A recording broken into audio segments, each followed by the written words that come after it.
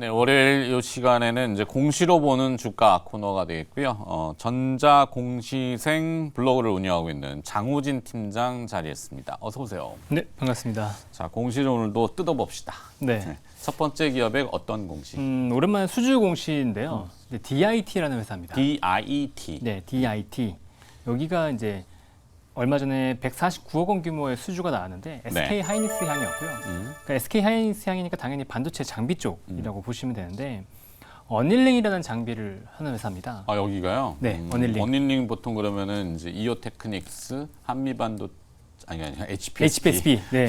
한미반도체인데. 근데 저도 이제 그 얘기를 좀 드리려고 했는데 네. 이게 어닐링 하면은 이제 똑같이 어닐링이라는 이름이니까 이게 좀 헷갈리긴 하는데 이 어닐링이라고 하는 게 열 처리잖아요. 그렇죠. 이 열 처리 안정화. 그렇죠. 근데 이제 안정화 열 처리로 이제 안정화를 하는 장비인데 이 이오테크닉스랑 DIT가 하는 건 이게 이온 주입 과정에서 그렇죠. 반도체 공정에서 이온 주입 과정에서 이온 주입이 웨이퍼에다가 이온을 강제로 주입하면 네. 웨이퍼가 불안해집니다. 그렇죠. 그 이후에 이제 안정화하는 어닐링 장비고 HPSP 같은 경우는 산화 공정에서 산화막 자체의 계면을 안정시켜주는 장비거든요. 네. 그 똑같은 어닐링이라는 이름이긴 하지만 이 두 개의 장비는 다르다라고 일단 얘기를 드릴 수 있을 것 같고. 영역이 좀 다르다. 그렇죠. 그리고 기존에 이제 삼성전자와 SK 하이닉스가 원래 사용하던 방식은 이제 급속 어닐링이라고 하는 RTA 방식이었거든요. 그렇죠. 근데 이 RTA 방식을 사용하면 이 반도체의 가운데와 그다음에 가장자리의 부분이 열이 다르기 때문에 가해진 열이 다르기 때문에 이 뒤틀림 같은 게 발생했었어요. 그래서 이거를 레이저로 전환시켰는데 이 레이저 장비를 삼성전자에 공급한 게 이오테크닉스였고, 네. 그다음에 SK 하이닉스는 이번에 DIT가 처음으로 이제 레이저 오. 장비를 공급하게 된 겁니다. 네. 근데 원래 8월 초에도 그 퀄이 통과돼갖고 SK 하이닉스 쪽으로 나간다는 뉴스가 있긴 했었는데 이번에 공식적으로 뉴스가 나온 거예요. 그래서 DIT가 좀 이번에 어닐링 기반으로 성장할 수 있겠구나 싶은 건데 특히나 이 장비가 SK 하이닉스의 HBM3E 쪽, 그러니까 차세대 HBM 공정에 들어간다고 발표가 됐거든요. 그래서 네. 앞으로 이제 DIT가 숨겨진 HBM 수혜주로서 부각받지 않을까라고 좀 보이는데 그럼 얼마나 들어갈 거냐 이게 관건이잖아요. 한 대당 보면 가격이 한 50에서 70억 정도라고 보이고 있는데 지금 수주가 149억이니까 한 두세 대 정도가 이번에 들어가는 것 같고 SK 하이닉스가 내년에 한 6만 장, 그러니까 웨이프 기준에서 한 6만 장에서 한 10만 장 정도를 늘릴 거라고 보고 있는데 이게 만 장당 한 대 정도가 필요하다고 하거든요. 그러니까 한 6대에서 10대 정도의 장비가 추가로 들어가기 때문에 뭐 관련된 매출로 본다 그러면 뭐 300억에서 뭐 최대 보면 한 700억까지도 들어갈 수 있는 부분입니다. 시가총액이 현재 2,200억. 2,200억 정도 되고 있죠. 네. 네, 올랐다가 다시 조정받았는데 지금은 이제 또 반도체 쪽 관련된 줄이 별로 안 좋잖아요. 그렇죠. 근데 반대로 또 반도체 관련주들이 다시 오른다 그러면 이번에 확실히 HBM3E 관련된 장비가 들어가는 회사이기 때문에 추가로 주목받을 가능성이 굉장히 높다 이렇게 보입니다. 자회사가 조금 걸림돌이군요. 아, 죄송해요. 자꾸 오늘 기침이 나고요. 네. 자회사만 좀 뭐 크게 하자 없으면은 좀 그래도 그 재료가 제대로 반영이 될 텐데 네. 자회사를 좀 한 번 더 꼼꼼히 봐야 되겠습니다. 알겠습니다. 자회사가 뭐가 좀 살펴보겠습니다. 껄떡지근한 게 있나는데 네네. 저도 뭐 들은 얘기예요. 네. 네.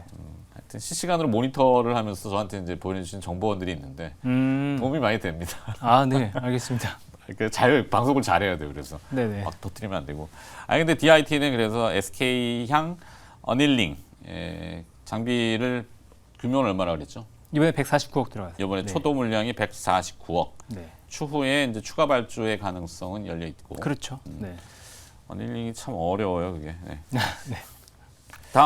다음은 현대 엘리베이터인데요. 현대 엘리베이터. 네, 전에 한번 얘기 드렸었죠. 했죠. 네, 이 경영권 분쟁 관련해서 경영권 분쟁이 경영권 가능성이 있다라는 거였는데 그 당시에는 이제 어떤 것 때문에 얘기 들었냐면 현정원 회장이 그 본인이 갖고 있던 사재를 현대 엘리베이터에 이제 출연했다 이렇게 볼 수 있는데 그때 무슨 일이 있었냐면 신들러와의 소송에서 패해서 1,700억 원에 달하는 손해배상금을 물고 지연이자까지 하면 2,700억에 달하는 자금을 물었어야 되거든요. 네. 그래서 그 당시에 보면 이제 현대 무벡스 갖고 있는 지분을 현대 엘리베이터에 출연하는 그런 모습을 보였었죠.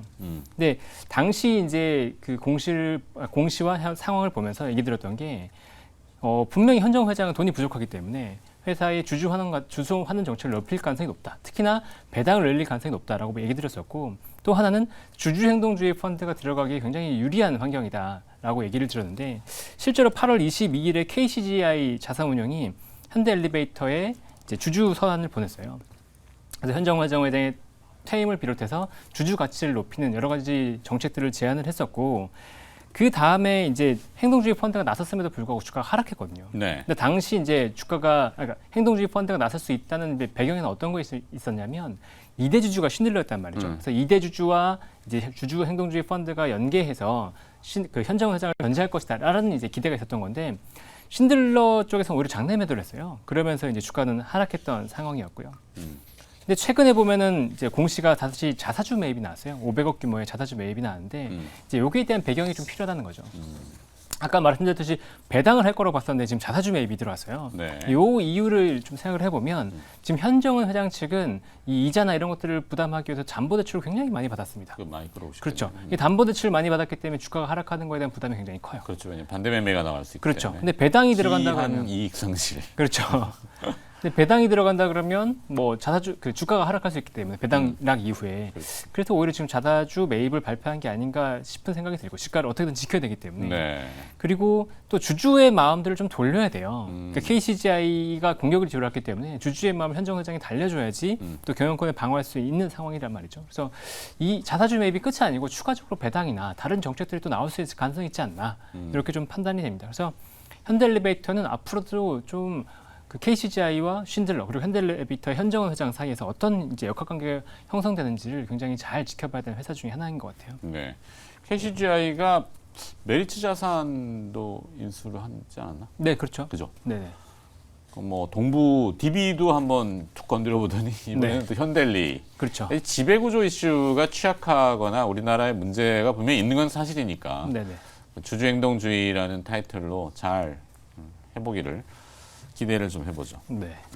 현대엘리베이터의 자사주 매입 공시. 자사주 매입 공시는 그렇다고 주가를 올리는 건 아니잖아요. 아, 그렇죠. 받쳐놓는 거지. 네네. 근데 적어도 이제 바텀이 어느 정도 정해지니까. 물론 그걸 밀고 가지 말라는 법은 없죠. 아, 그렇죠. 네. 네. 뚫고 내려가 보면 아주 피곤한 건데 네. 참 재밌어요. 이게 수급 싸움이라는 것도. 수의 싸움이죠. 수의 싸움. 그렇죠. 자, 다음 기업은 어디입니까? 다음 기업은 골프존인데. 골프존. 네. 지금 봤던 기업들 중에서 이제 실적이 굉장히 탄탄하게 올라오는 기업이, 탄탄하게 이제 반등할 수 있는 기업이다. 이렇게 얘기 드릴 수 있을 것 같아요. 좀 네.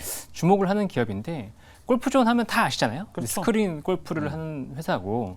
근데 보면 이제 이 회사가 가맹 사업과 비가맹 사업으로 크게 보면 나뉘어요. 네. 그래서 가맹 사업 같은 경우는 골프존 파크라고 하는 가맹점들을 운영하고 있고 비가맹 매출 같은 경우는 일반적인 그냥 기기 매출이라고 보시면 되는데 이게 기기 매출을 국내와 해외 쪽에서 하고 있다.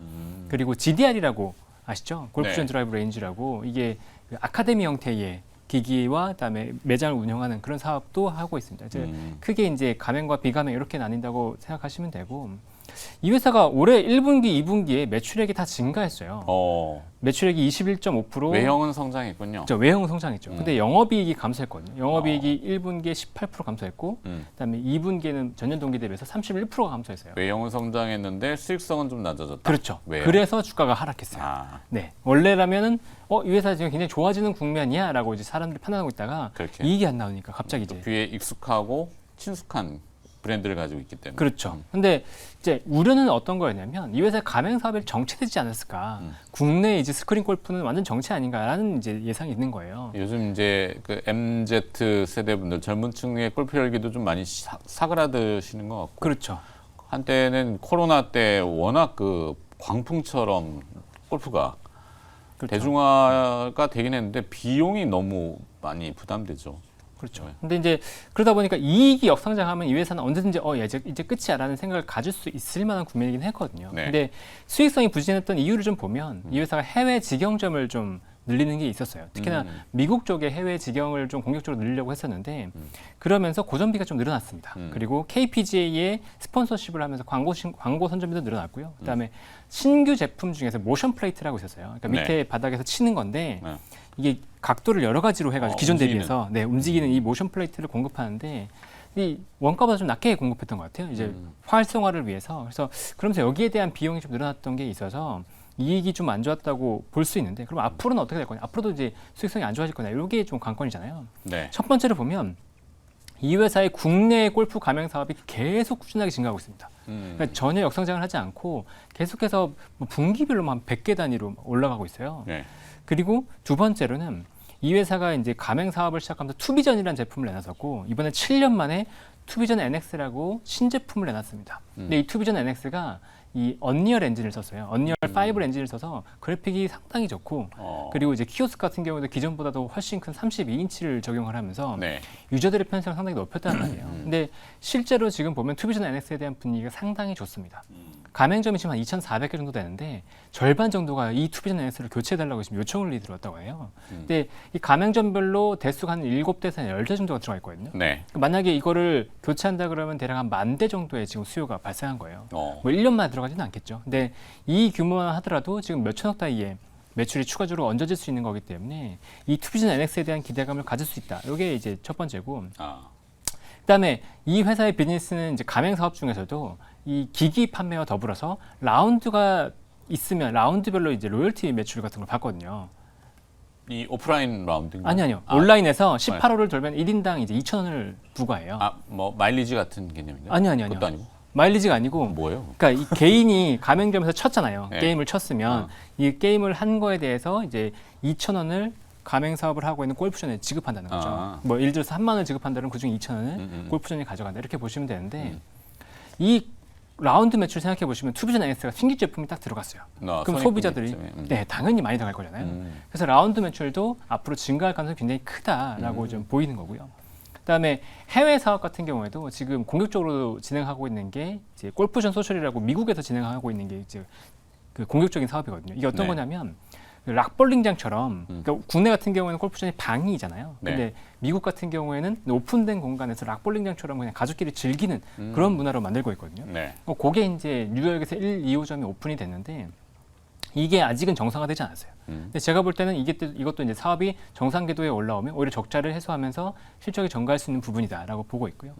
그다음에 마지막으로 이게 가장 큰 포인트인데 혹시 이제 TGL이라고 들어보셨어요? TGL 네, TGL. 뭡니까? 이게 그 타이거 우즈와 맥길로이가 미국에서 내년에 스크린 골프 리그를 런칭해요. 오. 네, 이게 많이 모르시는데 네. 이제 스크린 골프 리그를 아예 런칭을 합니다. 물론 이제 이 기기 자체는 풀스윙이라고 미국에 있는 업체가 공급하긴 해요. 그렇겠죠. 그런데 이 풀스윙이라는 업체가 공급하지만 물론 이 스크린 골프 리그 자체가 활성화된다 그러면 골프존의 기기 판매도 굉장히 도움이 될 거라는 거죠. 그리고 아까 말씀드렸던 골프존 소셜의 매출에도 굉장히 긍정적인 영향을 줄 수 있기 때문에 내년에 TGL이 이제 시작되는 거에 대해서 굉장히 긍정적으로 보고 있다.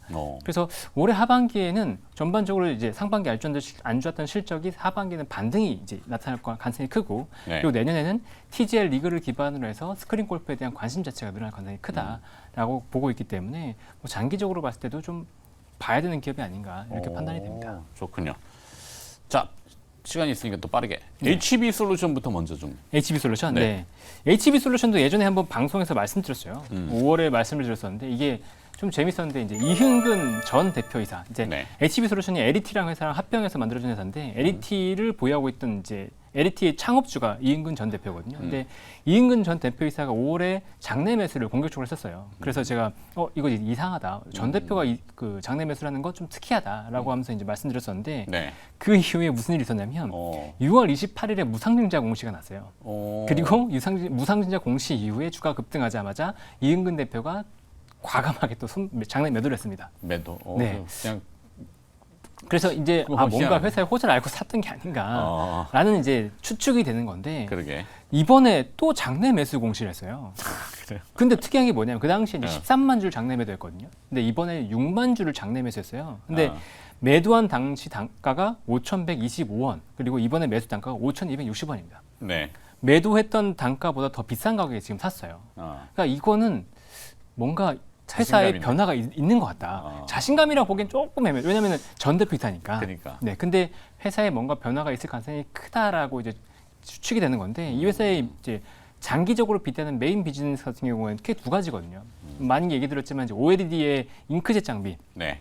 네, 그게 이제 하나의 기대되는 제품이고 그다음에 반도체에서 나노마이스라고 이제 그 산화막이 얇게 도포되면 이 산화막이 균일하게 도포되는지를 검사하는 장비인데 네. 이 회사가 이제 비파괴 검사 장비를 개발했거든요. 그래서 이게 만약에 들어간다 그러면 둘 중에 하나만 터진다고 하더라도 이 회사 입장에서는 굉장히 크다라고 말씀드릴 수 있는데 이게 좀 가셔야된 게 아닌가라고 추측을 하게 되고 네. 또 지난번에도 무상증자 관련된 공시가 나왔기 때문에 또 이런 것 같이 회사에 어떤 긍정적인 호재가 있는 게 아닌가 이렇게 추정이 됩니다.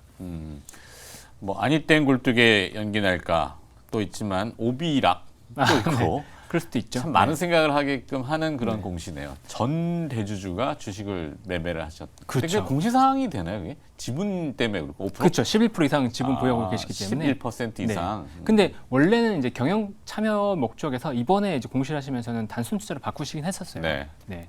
그래서 지분율이 5% 미만이 되면 이제 더 이상 신고 안 하려고 하시는 것 같긴 한데 네.